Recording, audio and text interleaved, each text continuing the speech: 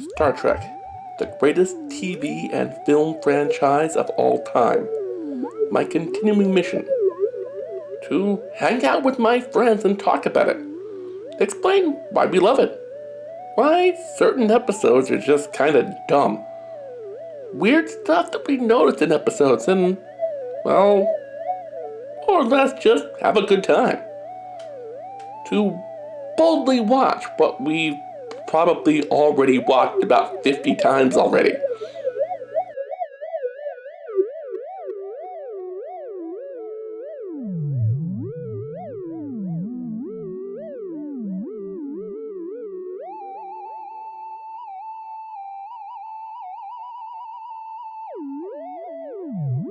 Hello everyone, welcome to the first episode of To Boldly Watch, a series where I'm going to sit down with my friends and watch episodes of Star Trek.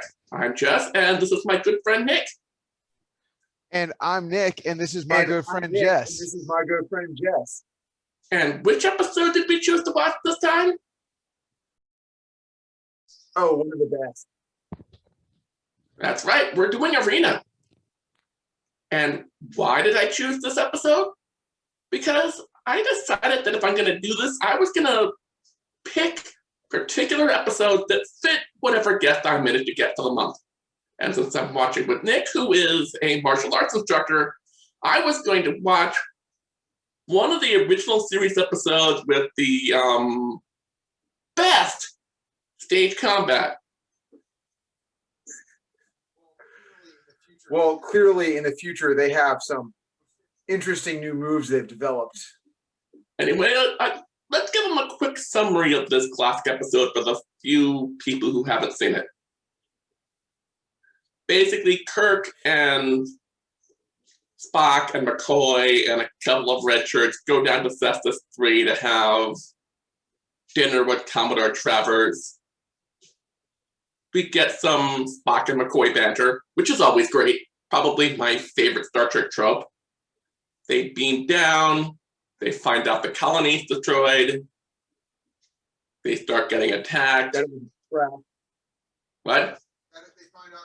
They find out that it was a trap all along. Yeah, and they're getting attacked, and Spock finds the some survivors with this tricorder, and McCoy goes to treat them.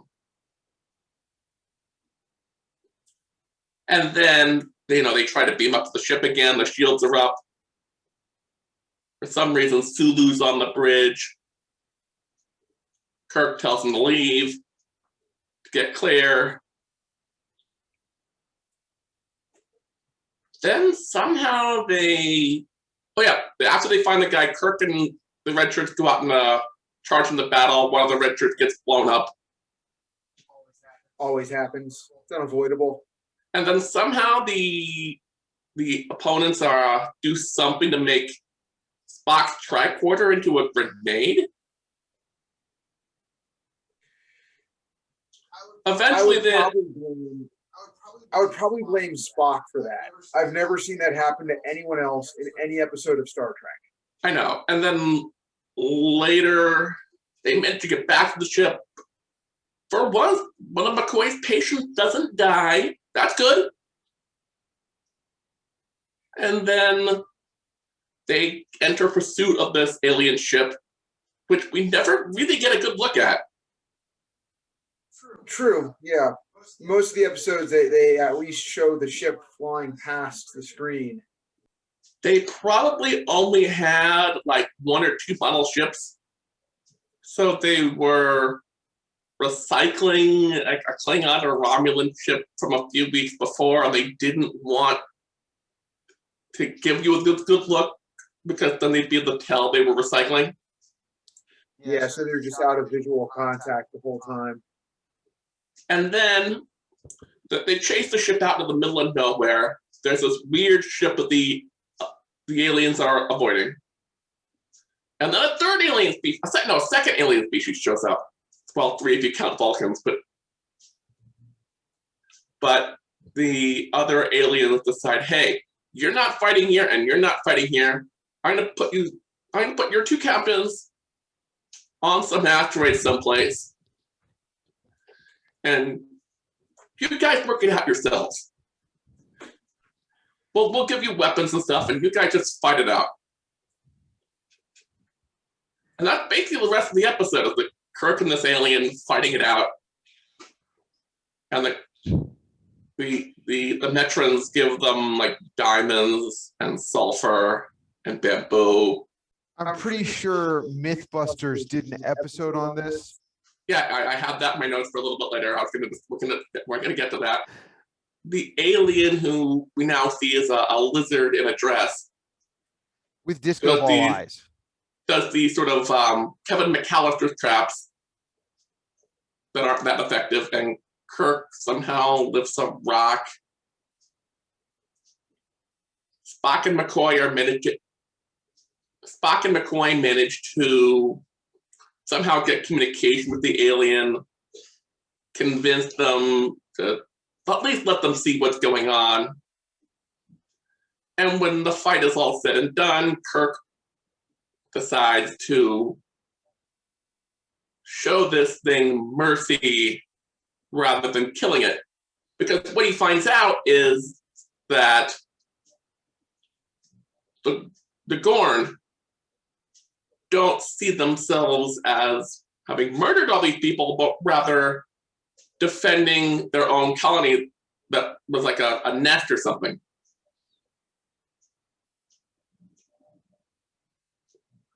Yeah, pretty weak excuse for murdering a bunch of people. On the other hand, it's like a place where their species goes to lay their eggs. It's like people living in your maternity ward. Yeah, I mean, I don't know. Most birds don't murder a bunch of people for like hanging around near their nest. Yeah, they'll kill a snake trying to get in to eat the eggs. But if there's just like, like a chipmunk on the ground, not messing with their eggs, it's not going to go murder that. Good point. To be fair, also, people are pretty weak compared to the Gorn. So it's pretty much like a chipmunk versus an eagle. And I also noticed something else.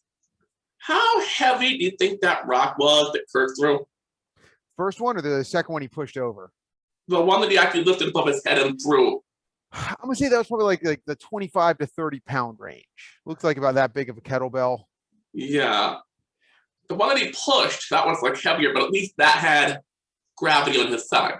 Yeah. The one he pushed would have had to be several hundred pounds. Yeah. But that was already on a precarious lead, so it's conceivable. Yeah, you could tip that over an edge. But like a 40 pound rock, he must have thrown that, what, 8-9 feet? More than that. How the hell does he do that then? I mean, he was a little uphill. Yeah. It's like a shot put, but way heavier. Yeah. And then people can lift like discuses and stuff, but those are aerodynamic. This thing was. Yeah.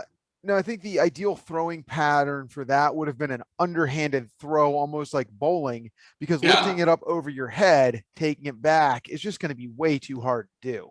Right. Like even if it was a shot put, it only would have been like 8 to 12 pounds, and that still would have been like from the chest. He just threw it in the dumbest way possible. Right. That's like me when one of the times I got in a fight as a kid. Yeah, it looks cool, but it's not going to work like that. No, I think the more important thing, though, I'd like to learn this futuristic double-handed smash technique that they all use. This is not just in this episode of Star Trek. This is like every episode you see. They put those fists together and they're like hammering away. Yeah, you're right. There is a lot. They sort of phased that out by the next generation. Oh, sorry. They sort of phased that out in the next generation DS9 era a little bit. Yeah, I know Cisco used that move. Cisco used it, but it wasn't as common because they had an actual martial arts instructor. Yeah. And as a stunt coordinator. So Cisco used it, I think, in as a sort of an homage to that when he was fighting the Klingons. Yeah, I know Cisco used it, but it wasn't used very much after that original series arc of episodes. Was it ever used in Voyager or the other Star Treks that are terrible? Enterprise did an homage to it. Again, it was in the Mirror Universe episode, which also featured, guess what? Gorn. But I think that was them doing a conscious wink and a nod to the audience. Yeah, Gorn really wasn't used much in Star Yeah, Trek. again, it's after a this. discussion we're gonna sum it up. But the main thing, big thing I wanted to one of the first big thing I wanted to discuss was how realistic do you think those combat moves were? Would they really be effective? On a scale of 1 to 10, if you could make something less than 0, that's where they'd rank. Okay, so that's what I sort of thought. I figured so.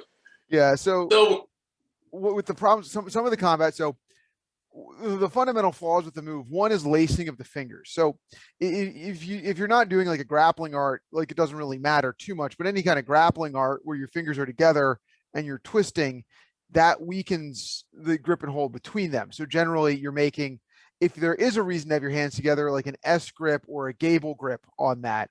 I find S grip is probably the easiest one to get into, but that's where your hands are kind of just connected in almost plus, the shape if of your an hands are S like here. this and you go like wham, aren't you just gonna break your fingers? Well, yeah, that's with this lacing of the fingers and just grabbing that weakens. So if you were clinching up with someone holding them, that weakens up. But then if you're hitting, that doesn't really add anything. It's not Right, more and I know significant that doing than the like other one. this to someone's head can hurt them conceivably, but Yeah, so when you're holding on to someone, you should have like that the palm, or the one hand behind the other. So your like this, fingers actually, it's aren't more laced. like this to hurt someone. Yeah. Oh no, that won't hurt anyone. I mean, that might hurt like a 5-year-old. Like, Yeah, yeah, and then that's how I used to win fights when I was like 6. yeah, like 5 and 6. Yeah, because Their skulls aren't fully formed. yeah, I know. And then like if you You can want also to do clinch up, this. You can like double wham someone on the head like this. smack in the ears. I would Well, have thought it hurts even more if you've got hearing aids in there. So yeah, I would have thought with a lizard though that like I've got a lizard, I can even go grab him. We can check out his ears. mhm. But I would have thought like hitting the lizard's ears would be great. Lizard, if he was in fact some sort of reptilian, like an earth reptile, and their biology was close enough, his ears are probably close enough to the surface of the skin that would really hurt him. Yeah. So I would think that would be effective. And then also the other thing, if Gordon really was some kind of lizard, why didn't he have a tail? It's sort of yeah, the one in that episode, I don't think I had a tail, did it? No, give me 1 second. I'm going to go grab something important here. I'll be back in about 30 seconds. All right, so this is Diablo, and you can, if I get him close enough, where's the camera? Hold on this. Can you see his ears? They're pretty hard to see, but he's got ears close to the surface here. And let's look at his backside. He has a tail. That's just something lizards have. So I'm pretty sure they did not study their lizard biology. Now let's take a look at his eyes here. That's about as close as I can get him, but can you see that? How much like a disco ball does that look? Like, does that look at all like a disco ball? Not really, no. No, not at all. And now this guy's a herbivore, but he's not going to open his mouth, I don't think, but he has no sharp teeth at all. Like he can still bite with some force, but it's like, no, there's no sharp teeth in there. There's no disco ball eyes. Well, again, it depends on the type of lizard. Whether it does. But most of them, like you'll have like Komodo dragons, you're gonna have some sharp teeth. But no, they don't have disco ball eyes. Well, the Komodo dragon, interesting thing about them is that their main thing was their bite, but it's not from the teeth. It's that their bite contains bacteria. Yeah. People and they've also got a great sense of smell, so they'll bite you, poison you, wait for you to die, and then eat you. Yeah.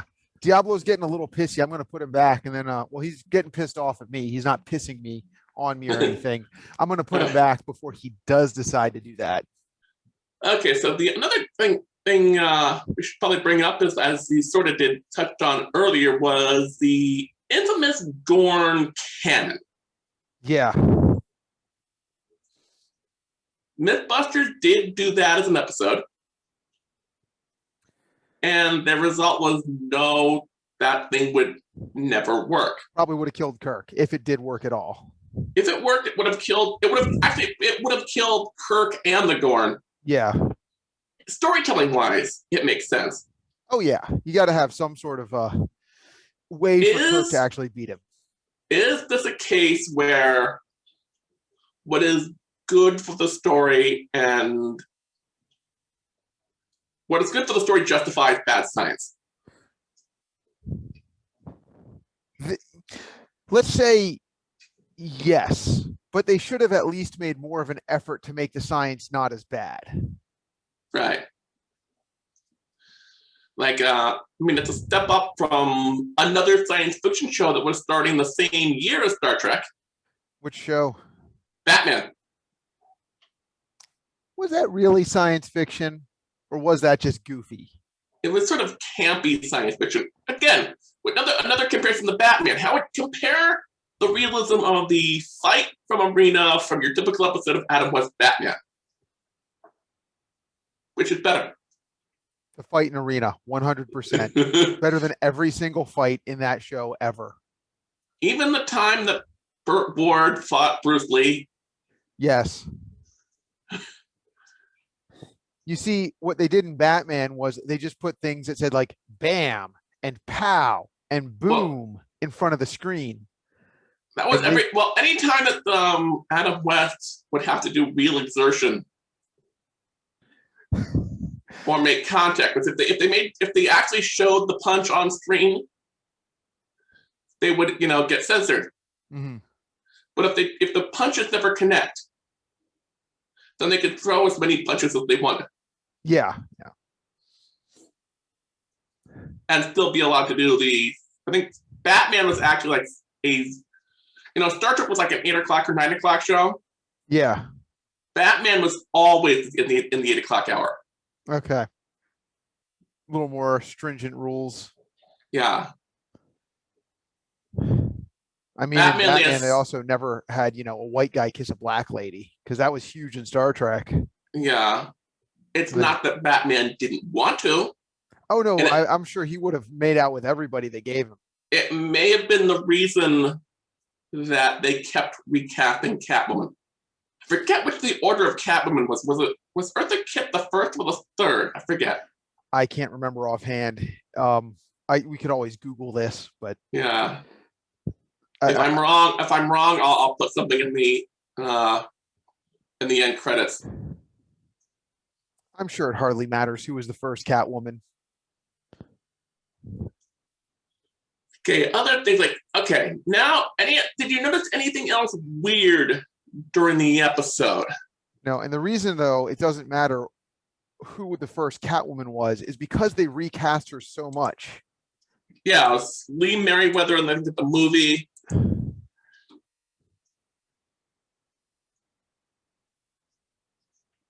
Yeah, they went through 3 Catwomans over 3 seasons. And part of that was money. Really? They didn't want to pay Catwoman, or they couldn't afford They kept that's like the first Catwoman they got, when she came in to do the movie, which was originally intended to be a pilot. Mm-hmm. And then, and the movie had a slightly bigger budget than the series. But the studio liked the movie so much that they rushed the series into production. And the series was actually on the air before the movie came out. So they couldn't afford the same actress, I guess. Yeah, they could get everybody else from the movie. Then they replaced her, and then they replaced her again in the 3rd season. And then I think at one point they did bring the movie Catwoman back because her schedule had opened up. Yeah, I wouldn't be surprised. Like, the continuity, I don't think was nearly as important in shows up until the 80s. Once you hit the 90s, then it started getting more and more important.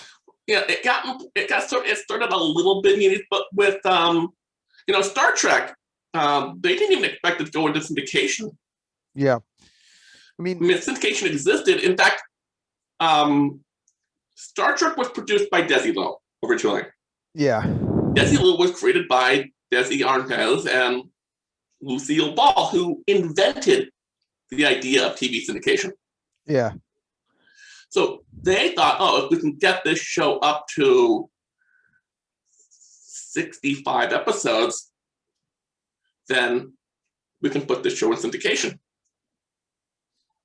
And that's why they did one more than the minimum required. Now I think was it total 66 episodes of original? Yeah, it's like 66. Okay. Now, like, I mean, if you look at shows though from like the 60s and 70s and then like even into the 90s, like Seinfeld, like I think is a good example. Like it starts off like the first seasons are all one shots. And then Yeah. later on, there's things that carry through, but nothing really carries through in those earlier seasons. But then once you get Yeah. like, I guess midway through, it's like, the boyfriends and the girlfriends might carry through a few episodes, and then you might have plot points that carry through a few episodes and are referred to later. Yeah, and even on the original Star Trek, you don't get references to other episodes that often. You get Yeah. a little bit of that with the Klingons, Mm-hmm. a little bit of that with the Romulans, and really there's only one character on the original series who changes, and that's Spock. Mm-hmm. And Spock's evolution is weird because he starts off sort of as a balance between his Vulcan and human self, becomes more Vulcan. Like the cold Mr. Spock is what we get for most of the first season. And then sometime late first season, early second season, we see Spock developing a little bit more of a sense of humor. Yeah. And like he there's always those things where like they might use him for the humor, but he might not be an active part of it. But he'll say something. I think quite often he is, not necessarily in this episode, but yeah, it is sort of why the Spock and McCoy relationship is probably my favorite trope in the series. I more like McCoy being the bartender. That's always mine. A lot of people say that the key relationship to understand in Star Trek the original series was Kirk and Spock.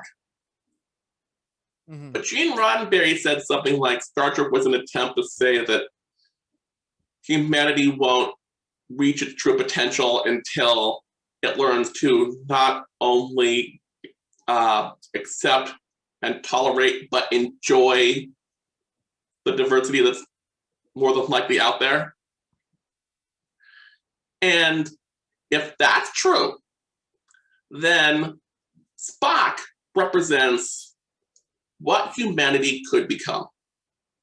Something more intelligent and creative and compassionate in his own way, versus McCoy, who more or less represents humanity as it is now. I get annoyed at Star Trek with the Vulcans specifically for just making them like people, but just a little better. Like that's all they are. They're a little stronger, they're a little smarter, a little faster. It's like everything about them just a little bit better. Which is actually what I liked about, and I know people get annoyed when I say this, the last season of Enterprise. But Enterprise is a show that nobody should have watched. Oh, I actually liked seasons 2 and 3 a lot, but the last episode had an interesting idea about the Vulcans that unfortunately no one has explored since. Do you want to know why Vulcans are afraid of you, Captain Archer? Because you have the anger of a Klingon, the creativity of a Romulan, and the sense of self-destruction that is unique to your own. In fact, there's only one other species you do remind us of. Oh, ourselves. 20,000 years ago. The problem I always had with Enterprise as a show was one, the theme. The theme was just terrible. And I couldn't get past that to find a second problem with it. The theme was so bad that I just couldn't bring myself to watch anything else of it. I remember when it aired, turned it on, that theme came on, and I just was like, nope, I'm not I doing actually this. know a way that they could have easily fixed the theme song. Kept the same song, kept the same lyrics, but the song is obviously supposed to be told from the point of view of Captain Archer, right? I guess. Do you know who has a really good singing voice? William Shatner. No, Scott Bakula. Oh yeah, he could have sung it. If they had just gotten Scott Bakula to sing the song, it would have worked. No, honestly, I would have just gone with like, would have better just have like the Next Generation theme again. Well, the Next Generation theme was just recycling the version of the original series theme Yeah. that was used for motion picture. Yeah. So you just have like a slightly recycled version of it and do that. Actually, I think they could have done it with like earlier instruments, make it sound a little bit jazzy. That would have been good. Because it's like, I mean, it's supposed to take place a number of years before either of the other shows. Right. Yeah, just make it like almost like 1950s sounding version of the theme. Oh, do like a theremin. Yeah. Then I would have watched, or do like an a cappella group. That was popular back then, wasn't it? Yeah. I would have watched the show if that was the case. Yeah, the other weird things I'm trying to think of where's on my notes. Oh yeah, another thing I noticed was the way Shatner pronounces the word metron. Metron. I think it betrays his Canadianness, doesn't it? Yeah. I mean, I'm sure everyone has accents in the future. There's going to be different speech patterns. I'm actually really hoping that by the time space flight and interstellar travel comes about, the what is it? The old-timey movie accent, the fake one, comes back into popularity and people start Which talking one? like Which one of those fake? the North Atlantic one, the one they did to make so that microphones could pick it up better. Oh yeah. Yeah. Because they're like there's also that fake, because there's the fake Mid-Atlantic accent for microphones. There's also the fake Chicago. Yeah. Now I'd like the fake Mid-Atlantic one to come back. I think that would be a really good one for us to have. But not the fake Chicago voice, see? No, not that one. Maybe if we get some space mobsters, they bring that one back. I'd be in favor of that. If this series does well, who knows? Maybe we could talk about Piece of the Action. Yeah. Did they use that fake Chicago accent in that? Yes. Yeah. I'd be in favor of space mobsters using that accent because, I mean, that's just what you're supposed to use if you're a space mobster. Right. Okay, I'm looking back at the notes. Some more big questions. Where are we? Oh, I see. Okay. Kirk's discussion with, big question. Spock and Kirk's discussion at the beginning, where they go around hunting the ship. It really begs that question about the difference between justice and revenge. And is there a difference? Especially considering what we find out about the Gorn later. Yeah, situationally, yes, I think there would be a difference. Justice and revenge are definitely different, but you do have to, I think, look oftentimes at entire situations to determine if something's acceptable. This is more like a schoolyard fight, though. I don't know if this is really justice. More so, it's like, oh, I got to make sure this bully doesn't come pick on me again. But really, Right. Both of them are kind of in that predicament. The Gorn's Right. like, oh, this bully's tromping around in my sandbox. So they push him out of their sandbox. And then Starfleet's like, oh, they just pushed my little brother out of the sandbox. I better go bloody their nose to make sure they don't push my little brother out of the sandbox again. So they, Right. but yeah. But then it's like, oh, they're about to step on their eggs in the sandbox. So Yeah, it's a place. This is the case where nothing in the Star Trek canon about this contradicts it. And in the non-canon stuff, like the books and the comics, they actually say that the Gorn planet has so few spots where they can actually lay their own eggs due to their crappy environmental policies over centuries of war with other species, that these outposts that they would bring into their empire just for breeding spots are pretty much the only place where they can put their eggs. So they need that spot to survive. That would make perfect sense for the Gorn to defend that pretty aggressively. Yeah, and I think that's sort of what the comics and novel writers came up with to sort of justify it. It wasn't really canon because it hasn't been used on the screen, and the Gorn are used so infrequently. Mm-hmm. Disco ball eyes were just too expensive. They couldn't repeat that. Actually, the suit was a rental. That's pretty great. So no, the guy who made the Gorn suit, the actual Gorn suit, has been used in a couple of other movies prior to Star Trek and one or two after. It's one of two monsters that I'm aware of in Star Trek that were reused other places or were recycled themselves. Do you remember the Horda? Yeah. The Horda was actually on an episode of Lost in Space. Huh. I'm assuming the old Lost in Space, not the original with Bill Mumy. Yeah. Well, he was in the new one. Yeah, I heard about that. I haven't gotten to see the Netflix one. Netflix one's pretty good. They're getting one more season. Kind of a shame. I think they would have probably benefited from having 2 more seasons to tell a complete story, so they think they're going to be rushed. But the first 2 seasons were good. The first one was better than the second one.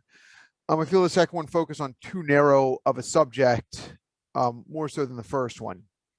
But it was still pretty good. I liked it. Well, I think part of the reason Netflix is ending Lost in Space is that the show is expensive, and there are just so many space shows out there now.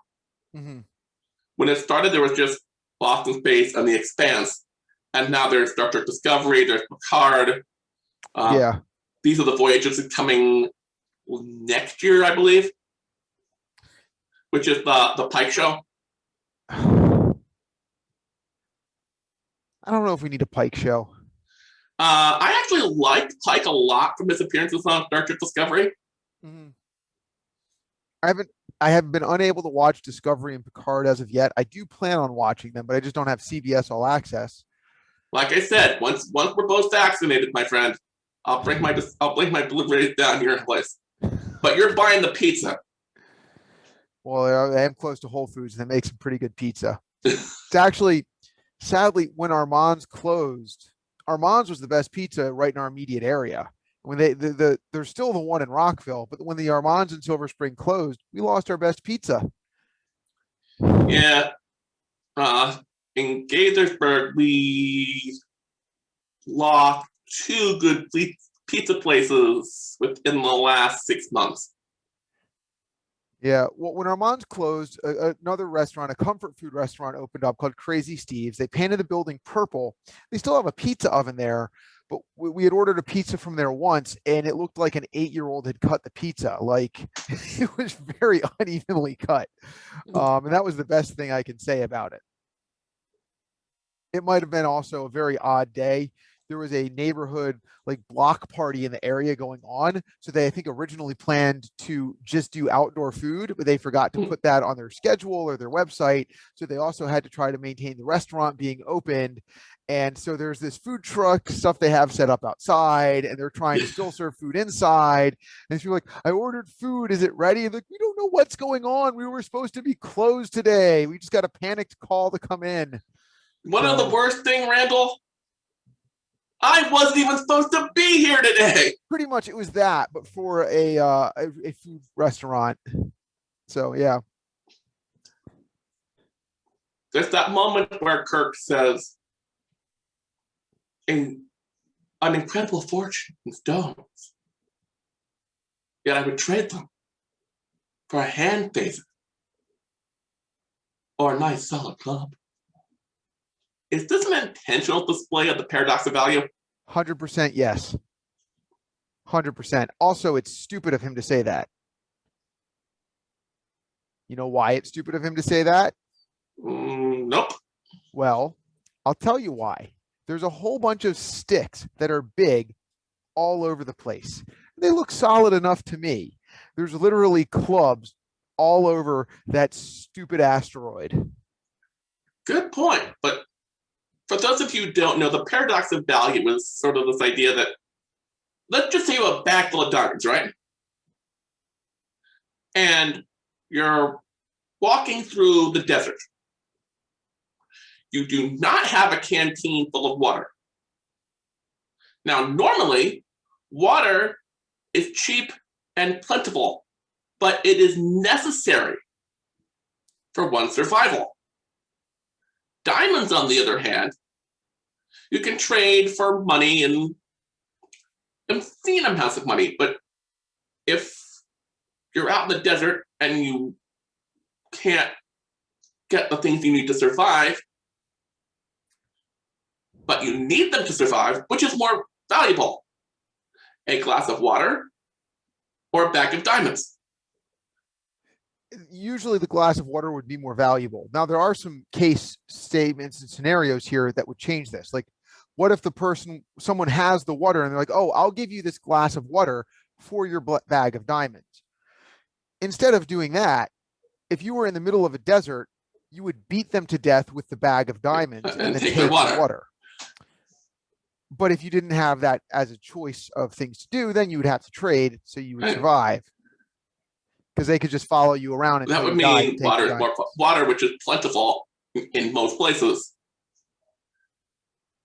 is more valuable than. Yeah.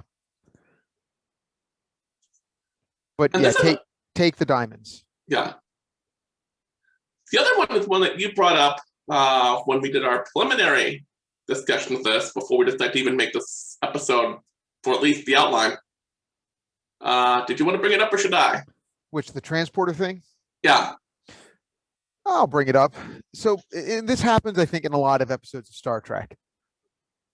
Why is Kirk clean when he beams up? He was dirty on that planet. And then they beam him up and he is clean again. His hair is still a little messed up, I think. I just saw the episode. I watched it a few days ago. Yeah, I watched it last week. But yeah, he's not dirty anymore. And I think most of the time I've always assumed that he takes maybe 10 minutes from going from the transporter room, stops by his quarters, washes up, and then goes to the bridge. But there are some episodes where that still happens, and they explicitly say that he doesn't do that. I mean, in this one, he just popped right back onto the bridge, didn't he? We don't actually know if there was any time between beaming up and going to the bridge. I think he just like pops back on there. I'd have to look at the video again. The episode. We don't know. What I'm saying is that we don't know if we don't know if he went directly because there is a cut in time. We know there's at least some time gap between going to the. I thought they just popped him back on there, but even then, like, he would still have bruises. A lot of episodes. He also would have still had his bruises. Yeah, because we don't see him going to sickbay. So I think you brought it up, like, yeah, supposedly there's like a filter that cleans stuff out, but then any episode with any kind of virus or any kind of thing, contaminant getting on, would then just be completely not there anymore. Well, they sort of explain that the biofilter works, it cleans out known contaminants. Okay. So if let's say you have the flu and you beam up to the ship.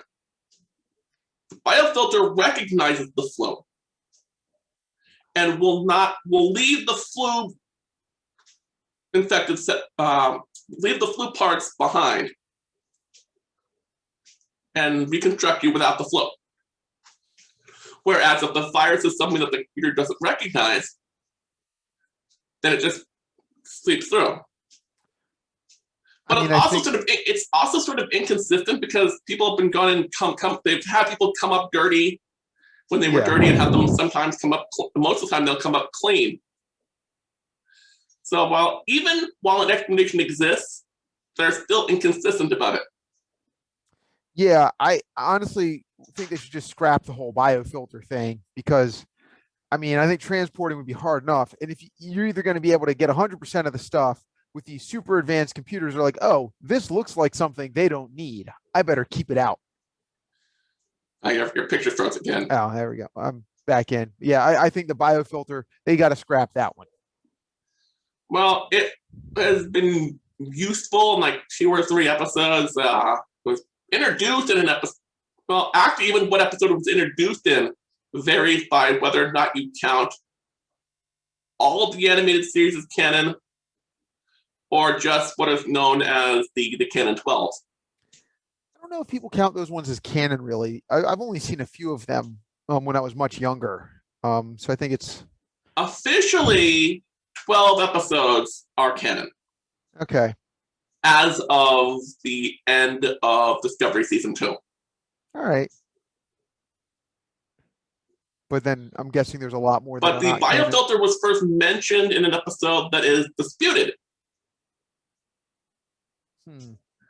Of the animated series, it was called the Lorelei Signal.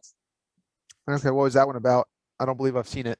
Or if I did a like review of it last season on Did I Get What I Paid For? The Enterprise is called to this planet. There are these women who have been stranded there for centuries. All the males are dead. They're basically vampires. They turn them into old men.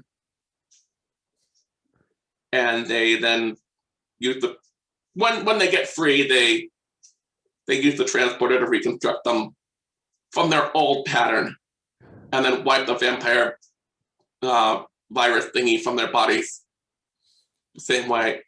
It was used again the first time that we know is canon on Next Generation in an episode called Unnatural Selection, which was more or less a ripoff of the original series episode, The Deadly Years, where the virus affects the Doctor and makes the Doctor really old. Oh, I remember that one.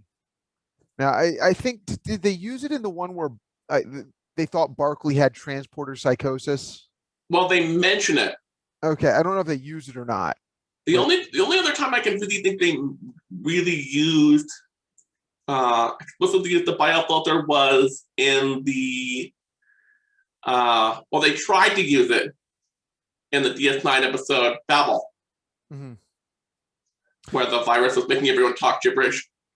They tried to cure the virus that way, but because the system didn't recognize it. Did they also have problems with it in the one, Deep Space Nine episode where they were on the asteroid virus that resurrected people after they got killed? No, they actually never tried it on that. I don't know if it would have worked. Okay. Would have been a good solution to that episode. It would have been, but then by that point, how much of Kaiopaka's body was actually her body and how much of it was Nani's? Yeah, I think that's another thing with those biofilters, like in later episodes, especially like Next Generation and Voyager, where the Borg are there. Voyager, especially, 7 of 9 should. Yeah, any Borg who was assimilated using the nanoprobe method, in theory, should be really easy to deassimilate. Yeah, but I mean, unless the Borg nanoprobes have encountered biofilters before, and have adapted to the biofilter. I just think it would be easier to say the biofilter isn't a Star Trek thing. Much easier for the writers. Yeah. And maybe you can like set some advanced filtering parameters for if you have like Scotty like at the helm or at the controls trying to filter things out, but don't use that as like a thing that happens when you get transported every time, because that just, I think. Well, it basically will transport every time it takes it scans an object, right, and beams it up. I've also learned, like, let's say you lost an arm, right? If they take your arm, why can't they just reassemble your arm in transit? I think they should be able to do that. I think they need. If the matter is there. Yeah. oh, red shirt died on the way down. Let's beam him back up. But rewind that a life little and death bit. are just a matter of quantum states. If you have the molecular pattern for when the thing was alive, you could just Yeah. Yeah, you could also though, like, I think the episode in Next Generation where the people were using the nuclear reactor to create portals instead of transporters. I think that would be acceptable as well. Like you're not just transporting the matter and reassembling it. Like that I think would be a better solution to it because then you yeah, could just resurrect people and filter right. things out. And And of course, there was that Voyager episode, that one that actually has that debate of whether or not, even if you can resurrect someone, yeah, would it be ethical to do so? it would Well, 100%. the episode actually argues the opposite. That Neelix, well, it is Neelix after all, should have been remained dead because that's what he would have wanted if he had a choice in the matter. Okay, there's a couple of other minor things I noticed. The opening credits. The opening credits of the episode, because it's a first season episode, only list William Shatner and Leonard Nimoy. Mm-hmm. DeForest Kelley for the first season is listed as special guest star, but he's a special guest star in, let me check here, it's written down. 28 out of 29. 28 of the 29 episodes, yeah. How can that be guest star? Well, maybe he wasn't in one of them, so then he wasn't the guest star. Well, yeah, he wasn't in Where No Man Has Gone Before, the second pilot. Okay. Yeah, Leonard Nimoy is actually in more episodes of Star Trek than anyone else of the main cast. Yeah. Because he was actually in the cage. I also noticed that Kirk had no love interest in this episode because it was after Grace Lee Whitney, who played Yeoman Rand, had left the series. Mm-hmm. But before they had sort of decided to make Kirk the ladies' man. Kirk was always a ladies' man. They didn't decide that. That's just who Kirk is. In the first half of the season, they were trying to make Kirk and Rand like a permanent thing, like the mom and dad of outer space. Mm-hmm. And it just wasn't working.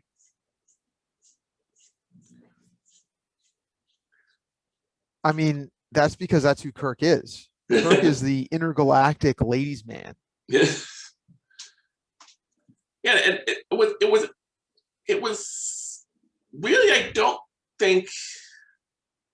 No, Cisco. It worked for Cisco. The Cisco's the only captain I think who had a normal, steady relationship as far as the captains go.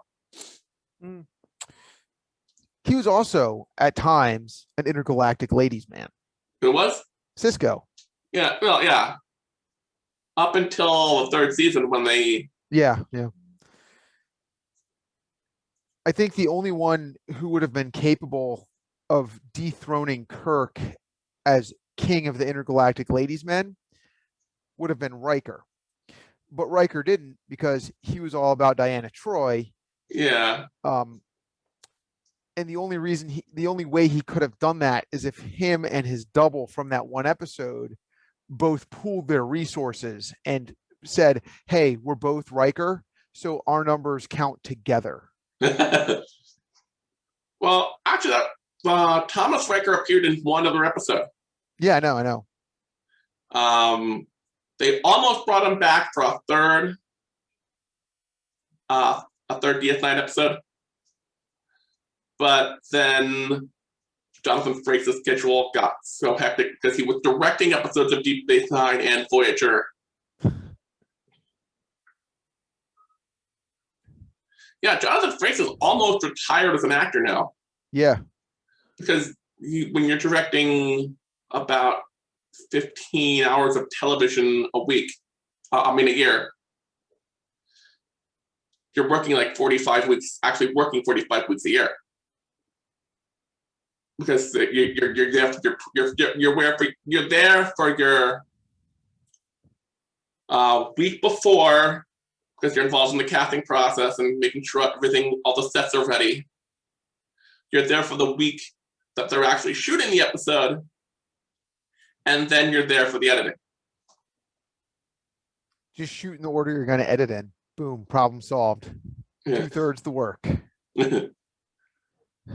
But yeah, directing an actual hour of television is insanely long and hard. That's why he's basically been directing for the last 15 years. He actually came out of an acting retirement to do a few episodes of Picard. Yeah, I still need to see that one. Great show. I know. Okay, when Kirk called up to the bridge, Sulu was in command. Yeah. I thought Scotty was third in command. Scotty was probably doing engineer stuff. Scotty's got to work. How long is the distance between the transporter room and the bridge? Doesn't matter. You can just transport there. Or the turbo lift. It's actually very difficult, at least in those days, for the transporter to do site to site within the ship. Mm-hmm. It can be done. It's just hard and considered a waste of power and resources. But he's not on the bridge then. Maybe the turbo lift broke down. Because we see him on the bridge later. Scotty's got important engineer stuff. So he just left the bridge and put Sulu in charge. Like they call up, Sulu says they're under attack. He's got the shields up, so he can't teleport them up. What was it? Yeah, I think Sulu was already on the bridge, but Scotty was probably by the engineering section. He was in the transporter room at the opening of the episode. Okay, yeah. Which is relatively close to engineering. But if the captain and Spock are not on the ship as third in command, his place would have been on the bridge, unless there was a red alert in engineering, which at that point there was not. He probably just didn't want to be on the bridge. That sounds like Scotty, all right. He had to be by the engine in case something happened. Yeah, good point. Well, you know how protective he was of those. Yeah. And honestly, Sulu is probably a better pilot than Scotty. Yeah, but it's a matter of how much command experience they have. And True. Scotty actually has a lot more than people think. He just hates doing it. At least it's not as bad as Journey to Babel. That episode pissed me off for one small thing. Which was? Near the end of that episode, like 45 minutes in, Kirk leaves the bridge and puts Chekhov at the con when Uhura is standing right behind them. Chekhov is an ensign. Uhura is a lieutenant.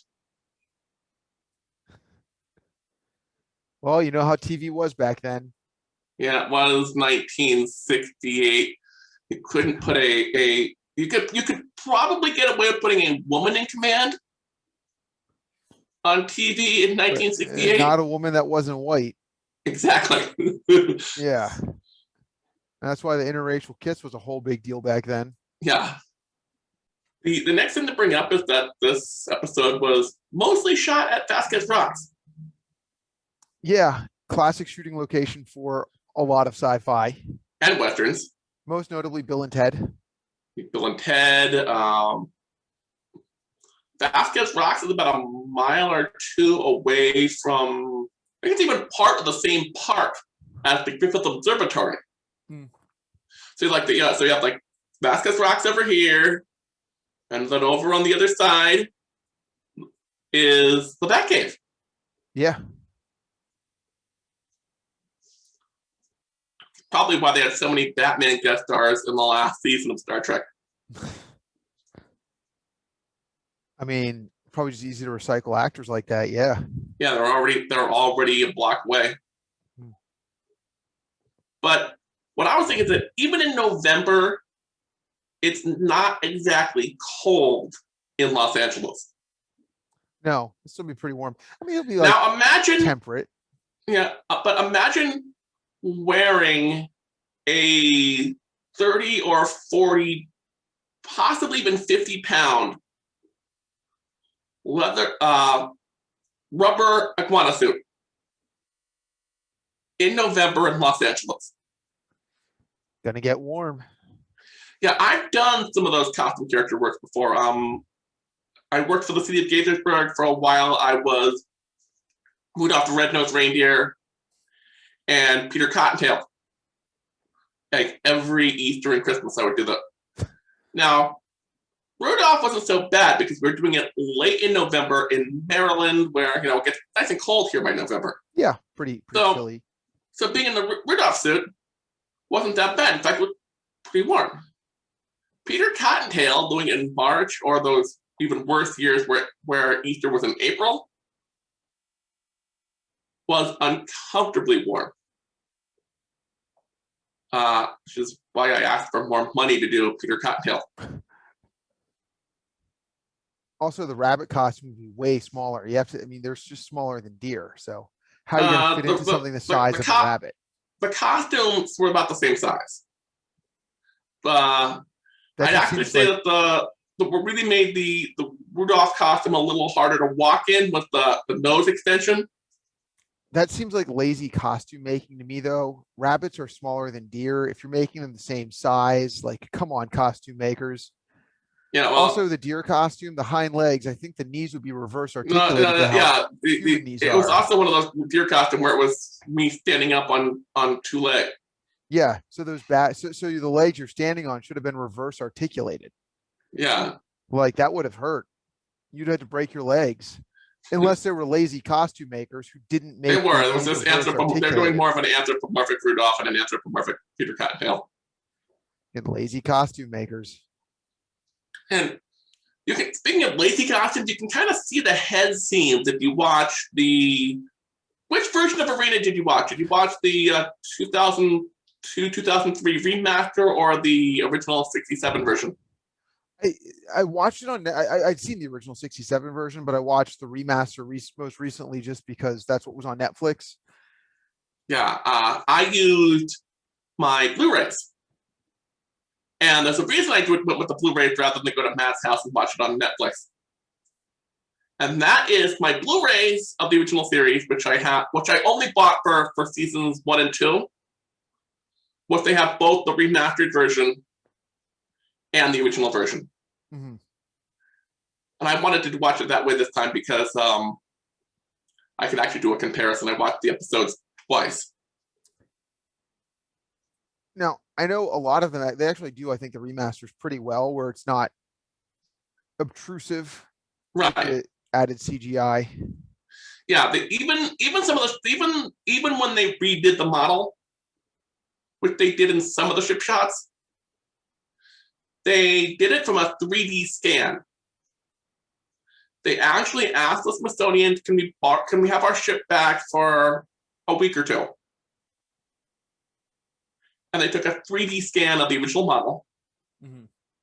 So that when they needed to do, and the reason they even did that was because of what happened when they did their test transfer with the original footage. And this is really funny. The transfers that they did, you could see the wires and things that were not visible in the original recording because they were done in standard def.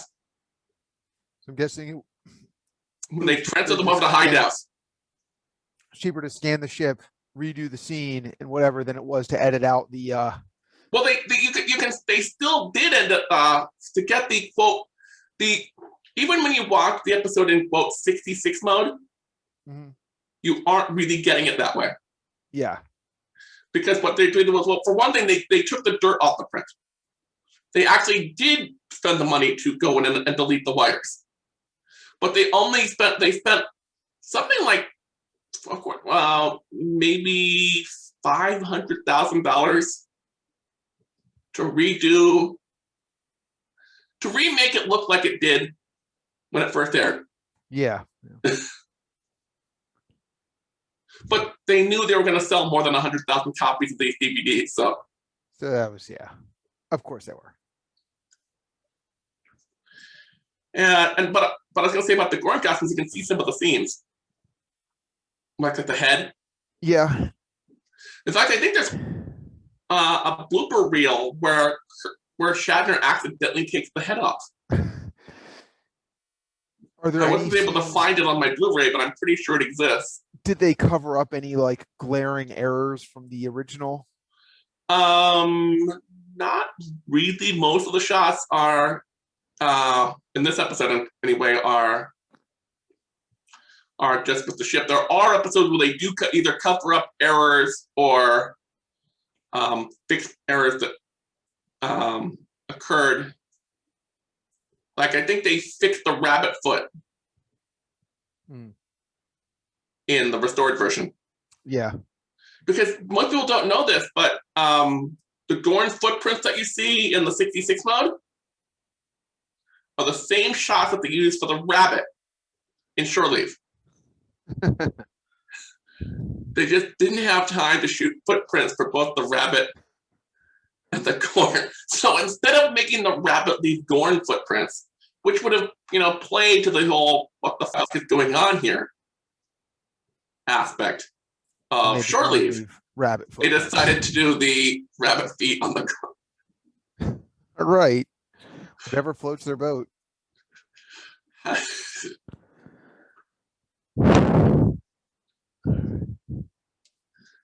there anything else you wanted to talk about for this episode? I think we have hit all the things you had put in there. Our next episode is going to be with Matt. Me and Matt are going to be doing one of these. All right. I think, yeah, we got everything. We're going to be doing a Next Generation episode next time. Which one? The game.